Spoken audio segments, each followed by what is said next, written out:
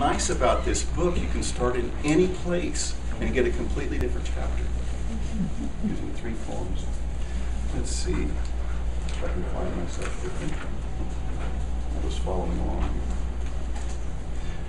Before me and before mine was J.T. Knoll. We go from passion with a bit of infatuation to the love of Kansas and her start to the love of new starts later on. J.T. Knoll. Look at the gems on my bracelet, the bachelor farmer overhears her say, as he stands at the Walmart meat cooler drinking in her scent.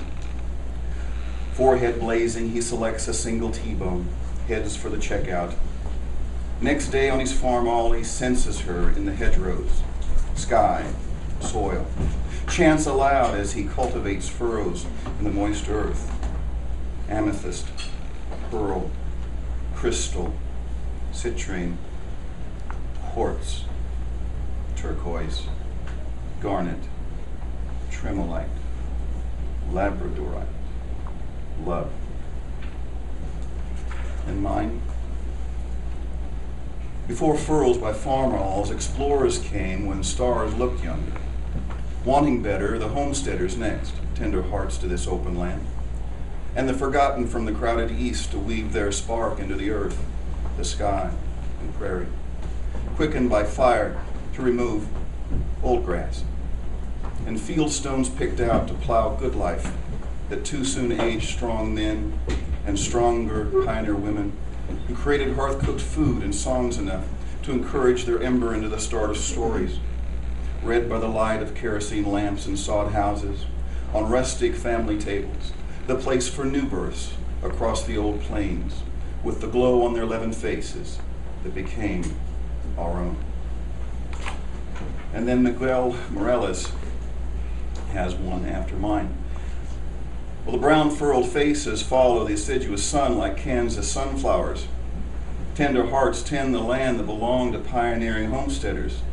Corporate farms hire migrant children who learn to master machetes rather than their multiplication tables, or their destinies. Meatpacking plants drain the life and blood from cattle and men, leaving them as carcasses to be devoured, bones discarded.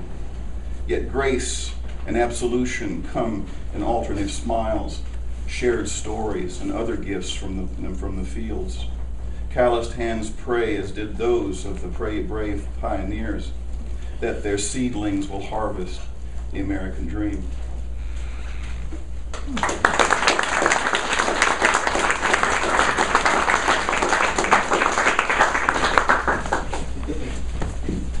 I'm Lydia Lowe, and the poem before me was written by Jose Paz. Near points of rock, one even-toed ungulate sniffs ancient winds, tramples barren seeds, shreds scruff grass, rolls in shallow wallow, lumbers to a slope where a contract traveler in one shot settles a score, oblivious to the season's tone. And then mine. Sitting half hidden behind thick green leaves, with a view to the kill and bearing silent witness, is a boy who thought he was a man. A tear runs down his cheek, and he feels like a child again, longing to run away, hide, and yet too scared to move, with a contract killer creeping closer, still on the loose down below. And the one after mine was written by William Emery.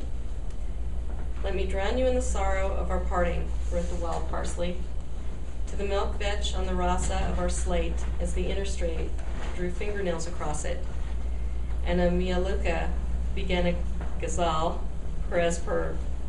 What is the Oglala aqua fur, or our wine that smells of wet fox fur? Let me drown you in the sorrow of our parting. And if beauty be amnesia, hunting history, then let the drawn bow be our decree, moaning the Montessor blues.